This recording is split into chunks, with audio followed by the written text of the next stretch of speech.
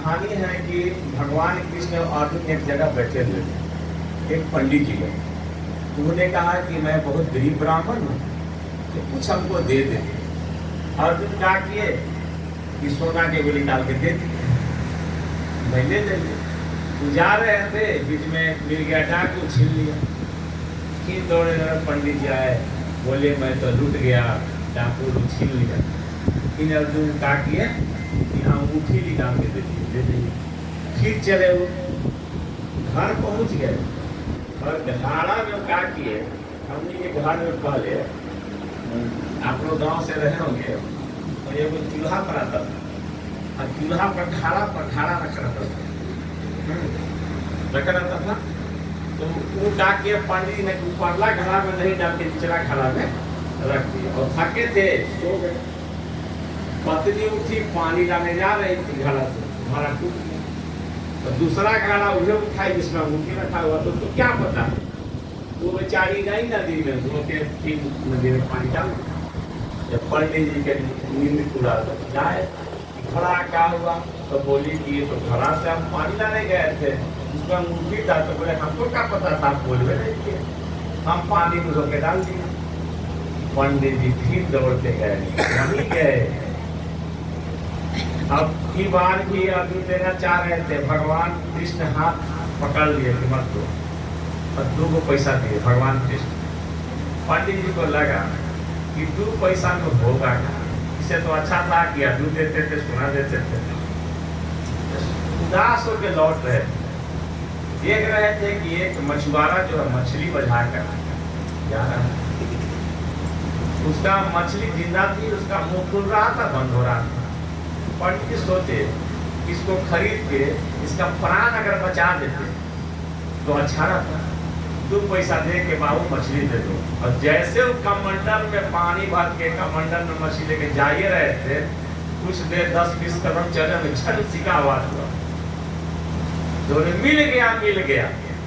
मैंने वो मुखिया मछली के पेट में था, बाहर निकल गया, मिल गया। डाकू वहीं पर था, ताकि लगता है कि पंडित जी हम लोग को पहचान लिए। अगर छोटा सोना के लिए अगर राजा को कंप्लेन कर देंगे तो हम लोग फांसी पर चढ़ गए, इनको लौटा दो। तो डाक पर सुने पंडित धनिया प्रधान खोया धनिया की नहीं।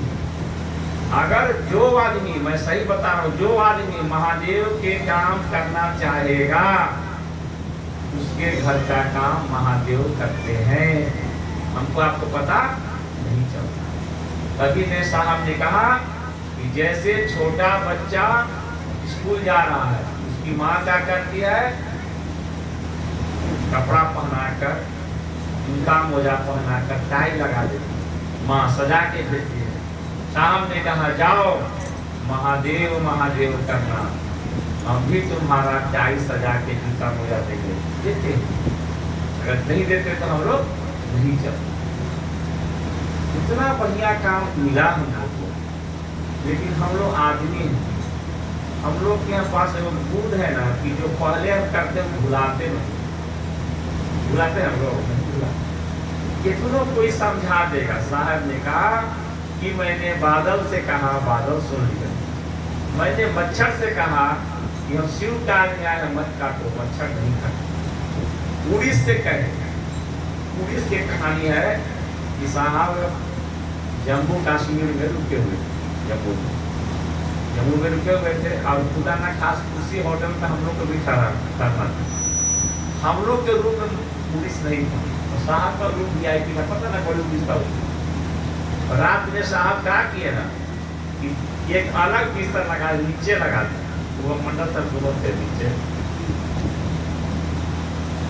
साहब ने कहा कि सुन भाई उड़ीस, हम महादेव के काम में आए और थक गए, सोने दो। अगर तुमको काटने का शौक होगा 7 बजे सुबह के बाद काटना। और साहब बोले कि हम सो गए। तो मंडल सर बोले कि देखिए पूरी तो आक्रमण कर दिया सर, दीवार पर चलने लगा। साहब बोली वो आपका विषय है। साहब बोले हम सो गए, जब सुबह में उड़ीस काट रहा था, पूछे कि कै बजा, तो 7 बज गए। देखिए वही बात बोले कि मच्छर से कहाँ सुना, उड़ीस से कहाँ सुना, आदमी नहीं सुने। सही में सुन लीजिएगा साहब के बात ना। अच्छा, महादेवों से कोई बड़ा देवता होता है क्या? उनसे बड़ा कोई गुरु होता है क्या? हम लोग कभी कभी कहते थे कि अरे पूजा तुमको करना है तो हमसे पूछो, हमसे बढ़िया तुमको पूजा कौन बताएगा? पूछो तो नहीं करता है आदमी। साहब कहते थे कि अगर पूजा तुमको करना है तो हमसे पूछ लो। अच्छा, ये पूजा है कि नहीं? कि महादेव के पास जाके वो कहते हैं कि हे शिव, आप मेरे गुरु हैं, मैं आपका शिष्य हूँ, मुझ शिष्य पर दया कर दीजिए। ये पूजा है कि नहीं? है। दूसरा जो काम मिला, जो शिव की बात करना है, शिव चर्चा करना है। एक बार किताब में साहब लिखते हैं, एक बार जिस घर में शिव का नाम लिया जाता है उसके घर में मंगल ही मंगल होता है। किताब में साहब लिखते हैं, और चले शिव की ओर। आप और हम कहीं जाते हैं और शिव की बात करते हैं, तो सबसे पूजा बढ़िया कौन हुआ? अगरबत्ती देखना ना कि शिव की बात करना? शिव की बात करना। इसीलिए लिखे साहब कि ध्यान का अनुपम विधा है शिव गुरु की चर्चा। ठीक है कि नहीं किताब में? ध्यान का अनुपम विधा है शिव गुरु की चर्चा। दूसरा का अनुपम विधा है शिव गुरु की चर्चा ना। अब इतना सुंदर लिखे हैं, चर्चा करने से फायदा क्या होता है? जैसे हम लोग चर्चा काहे करते? मेरी माँ मामा मेरे आते थे, तो माँ और मामा माने भाई और बहन दोनों 1 बजे 2 बजे तक रात भर गप करते। हुआ ना?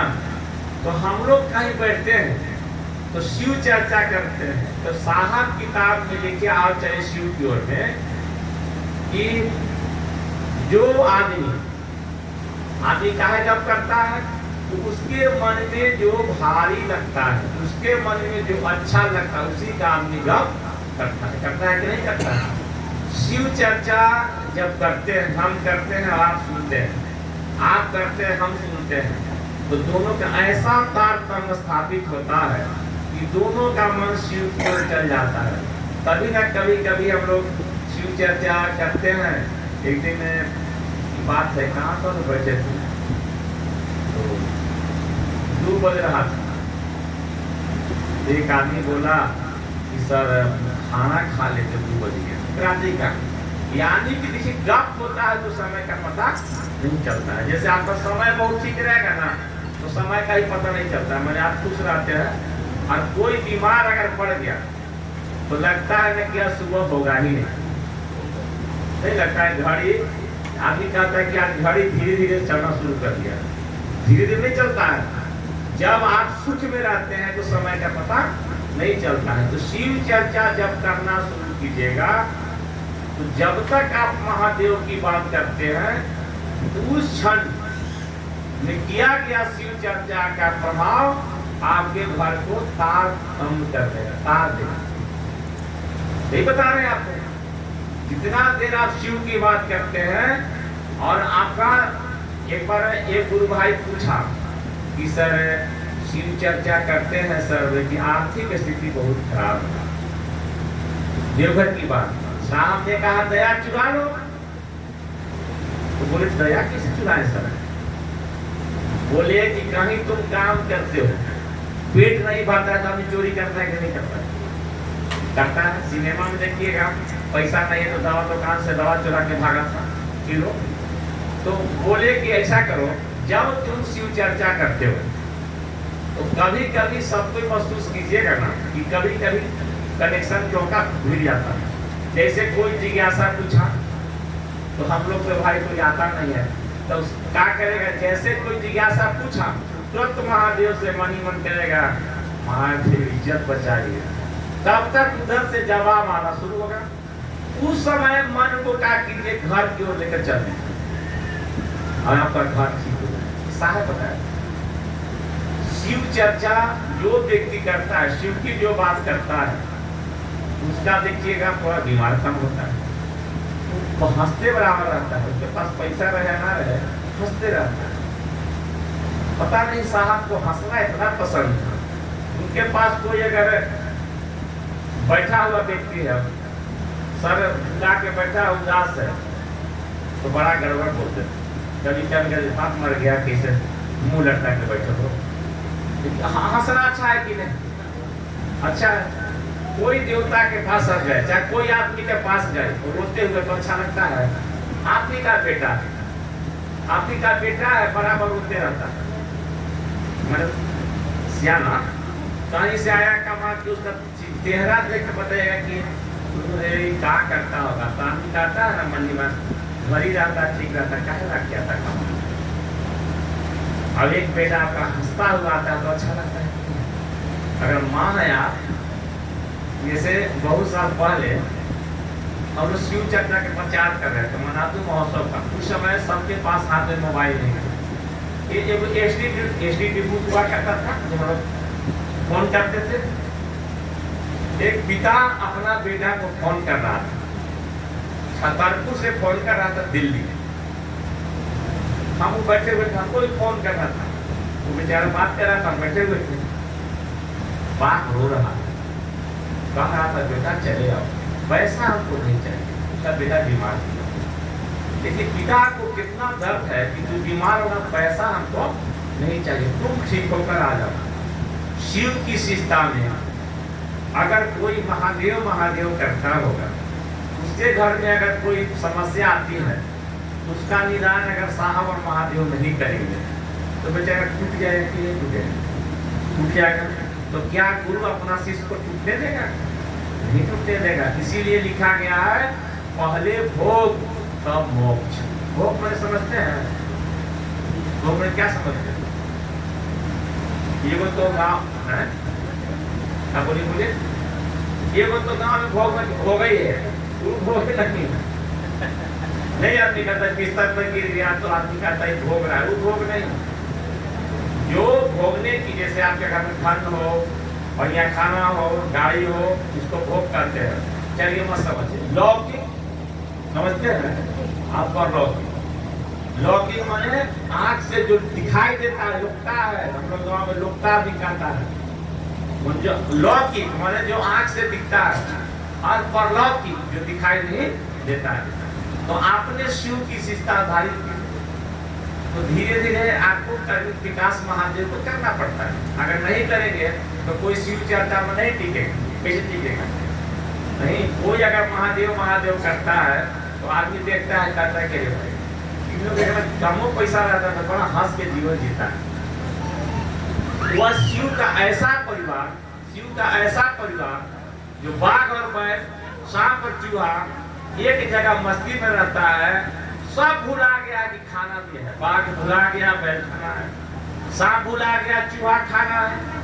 वैसा ही परिवार काश हम लोग को घर में बन जाए, शिव मेरे गुरु हैं, आपके भी हो जाए तो कितना सुंदर घर होगा। होगा कि नहीं होगा? इसीलिए साहब ने कहा कि शिव की शिष्टता में आप चलिएगा तो जो हाथ उठते थे जुल्म करने के लिए, वही हाथ उठेगा नमन करने के लिए, प्रणाम करने के लिए। उठता है कि नहीं उठता है? अभी अर्जुन भाई बोले ना, शिव की शिष्टता में बहुत सोचना है। आप लड़ नहीं सकते हैं किसी से, लड़िएगा तो लोग कहेगा यही महादेव के चेला है। होता है कि नहीं जाता है? बोलेगा यही महादेव के चेला है जो लड़ते रहते हैं। अब हम लोग को कोई अब शब्द ही बोलता है तो हम लोग पीछे पूरी गाड़ के चले जाते हैं। सोचते हैं कि चलो क्या करेगा भाई, किस किस से लड़ेगा, दुनिया में महादेव का काम करना है। अब परिवर्तन हुआ कि नहीं? आपके घर में आप सास बहू रहती है और कुछ खटपट चलता है, शिव चर्चा में दोनों जुड़ गए तो देखिएगा धीरे धीरे बढ़िया परिवर्तन हो जाएगा, फिर आपस में मेल हो जाता है। तो भाई ये नीलम दीदी की कहानी खाली कहिएगा कि नीलम दीदी जो गुरु भाई को खाना खिलाती थी, मीठा बर्तन मांगती थी, सुने कि नहीं सुने? साहब बोले एक आदमी कोई शिशिष बना कर लाता था। साहब बोले मैं अपना बेटा को नीचे सुलाता था, उस गुरु भाई को पलंग पर सुलाता था। बोले तो सारे लोग के मन में विचार पैदा होगा, घूमना भी चाहिए।